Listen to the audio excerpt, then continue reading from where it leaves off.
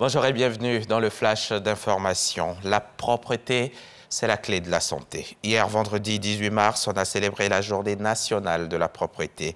Cadre choisi pour la célébration officielle, le lycée municipal d'Adjamé-Williamsville, où il s'est agi de faire adopter aux élèves les éco-gestes. Le reportage de Grace Kando.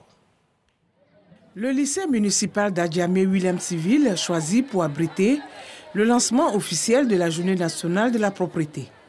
Une initiative de l'Agence nationale de gestion des déchets qui vise à développer au sein de la communauté éducative des comportements citoyens en matière d'hygiène et de gestion des déchets. J'aimerais que désormais les ordures soient jetées dans la poubelle pour que nos différentes écoles restent toujours propres et que nous restons aussi également dans la propreté pour notre santé.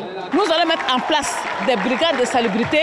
Nous allons sensibiliser nos élèves, tous les personnels du lycée municipal pour maintenir les caps.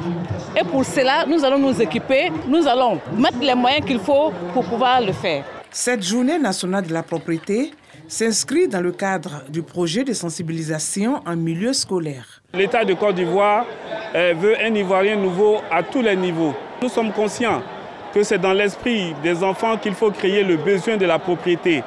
Et nous passons ce message dans toutes les écoles pour que et le corps enseignant et nos enfants puissent vraiment rendre leur milieu scolaire très propre. Ça y va de la santé, mais c'est aussi bon pour l'apprentissage.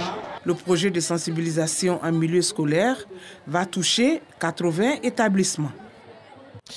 Du côté de Soubré, au sud-ouest de la Côte d'Ivoire, dans le village de Kodakorogo, la voirie devient de plus en plus praticable pour le bonheur des usagers. Le conseil municipal vient de reprofiler l'axe qui mène le village communal au centre-ville. Une voie longue de 6 km. À 13 h, on fera appel à Mahma Traoré pour nous en donner les détails.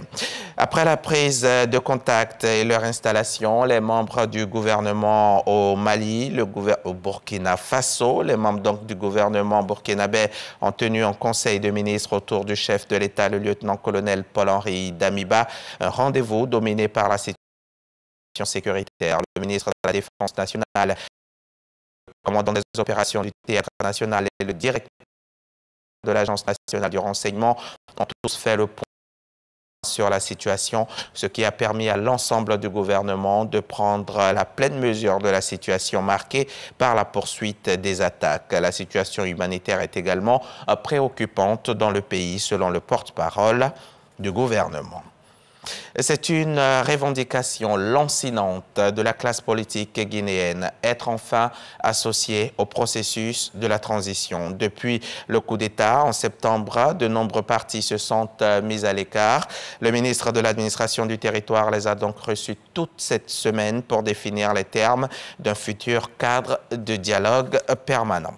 Au 24e jour de l'invasion de l'Ukraine par la Russie, aujourd'hui samedi, les troupes russes tentent toujours d'encercler Kiev. Les environs de l'aéroport de Lviv, dans l'ouest de l'Ukraine, ont été touchés vendredi matin par des missiles russes, selon le maire de la ville. Selon le porte-parole du ministère russe de la Défense, l'armée russe se trouve en ce moment même dans le centre-ville de Mariupol. Le président ukrainien a lancé samedi un appel à Moscou, estimant qu'il était temps de se réunir et de discuter de paix et de sécurité, faute de quoi les conséquences pour la Russie se feront ressentir sur plusieurs générations. Vladimir Poutine a accusé, lui, l'Ukraine de crimes de guerre.